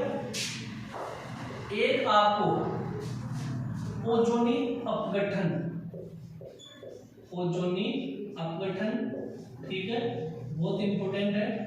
एल्किनों का ओजोनी अपघटन से हम कार्बोनिल यौगिक बनाते हैं, वो भी ध्यान रखना है। किस प्रकार की एल्किन से कौन सा कार्बोनिल यौगिक बनेगा ये भी आपको एक्सप्लेन करना होता है। फर्दरली आपको पूरी तरह से मान लो ओजोनी अपघटन से ये कंपाउंड बना कार्बोनिल यौगिक का, तो उस हिसाब से आपको एल्किन लेनी होती है, ठीक है। एसिटेट बनाता है, एसीटोन बनवाता है, या आपके पास फॉर्मेल्डिहाइड बनवाता है, उसके अकॉर्डिंग, ठीक है, ध्यान रखोगे। एक इससे कुछ टेस्ट आते हैं जो बहुत इंपॉर्टेंट है, टेस्ट आते हैं, ठीक है ना। एक आपको रजत दर्पण परीक्षण ध्यान रखना है, रजत दर्पण परीक्षण, इसकी पूरी केमिकल रिएक्शन, रजत दर्पण परीक्षण, ठीक है, बहुत इंपॉर्टेंट है, ठीक है। रजत दर्पण परीक्षण ये रेडो परीक्षण देता है, और ये ध्यान रखना ऑक्सीकरण अभिक्रियाओं में आता है। कौन सी अभिक्रियाओं में आता है? ऑक्सीकरण अभिक्रियाओं में, ठीक है ना, ठीक है। एक इसी चैप्टर से मैं आपको बता देता हूँ, एल्डोल संघनन इस बार के लिए बहुत इंपॉर्टेंट है। एल्डोल संघनन, एल्डोल संघनन बहुत इंपॉर्टेंट है इस बार के लिए, ठीक है ना, एल्डोल संघनन। और एक एमीन में आपको एक रिएक्शन बताना भूल गया था, हाफमान ब्रोमाइन न्यूट्रल अभिक्रिया। एमीनों में ध्यान रखोगे इसको, एक कार्बन कम वाली एमीन याद होगी आपको, एक कार्बन कम वाली एमीन, एक एमीन चैप्टर से है ये, हाफमान ब्रोमाइन न्यूट्रल अभिक्रिया। और एक अधिक कार्बन वाली एमीन बनाते हैं, इसको बोलते हैं एल्किल हैलाइड का अमोनिया अपघटन, एल्किल हैलाइड का अमोनिया अपघटन, ठीक है। एल्डोल संघनन हो गया। एल्डोल संघनन में आपके पास क्रॉस एल्डोल भी कई बार आपको पूछ लेता है अथवा में देखे, तो आप एक बार दोनों कवर ले जाएं, जहां तक संभव है एल्डोल संघनन की क्वेश्चन आएगा। एल्डोल संघनन क्या है जानते समझिए, बड़ा क्वेश्चन पूछता है, ठीक है ना। एक इसी में रिएक्शन आती है केनिजारो, क्या आती है? केनिजारो। अब ये एल्डोल संघनन और क्रॉस एल्डोल संघनन के रिएक्शन के अंदर क्या होते हैं? Alpha hydrogen. अब जिनके अंदर अल्फा हाइड्रोजन नहीं होते वे कौन सी देंगे? Cannizzaro reaction. अल्फा हाइड्रोजन नहीं होते तो केनिजारो रिएक्शन कौन देंगे? एक तो देगा फॉर्मेल्डिहाइड, एक तो कौन देगा? फॉर्मेल्डिहाइड, और एक कौन देगा?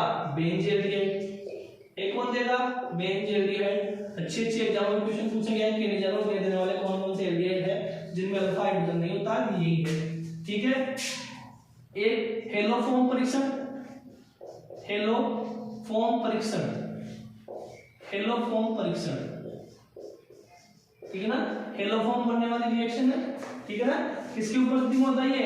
NaOH, NaOH। अब NaOH में अक्ष की जगह Cl भी आ सकता है, अक्ष की जगह OBr भी आ सकता है। तो कई बार ये देखिए आपको पूछता है हेलोफॉर्म परीक्षण बताइए, तो हेलोफॉर्म परीक्षण में क्या बनता है? हेलोफॉर्म आपके पास बनता है, आपने कौन सा हैलाइड लिया उसका आधार क्लोरोफॉर्म, ब्रोमोफॉर्म ये बन सकता है, ठीक है, ये हो गया।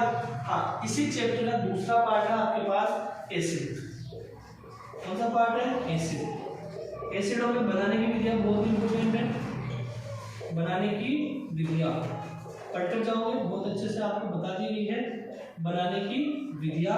बनाने की विधियों के अलावा आपको एक सबसे ज्यादा इंपॉर्टेंट इसमें आता है अम्लीय प्रकृति, अम्लीय प्रकृति, कंपाउंडों की अम्लीय प्रकृति आपको पहुंचता है, तुलना करवा देता है कि निम्न में से दिए कंपाउंड में कौन सा अधिक अम्लीय है, ठीक है। साथ ही साथ एक वैल्यू आप बता रखते हो Ka और pKa, परबल हम लोग Ka का मान दिखाता है और pKa का मान क्या आता है?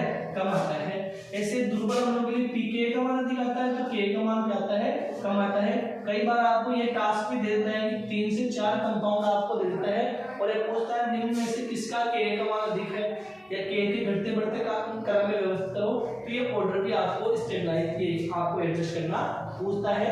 ये है इसके इंपोर्टेंट क्वेश्चन, एक बार आप देखो जो इसके इंपोर्टेंट क्वेश्चन बनने वाले हैं ये यही है फिलहाल, इसके बाद आपको क्वेश्चन नहीं मिलेगा, मेन क्वेश्चन आपके यही है।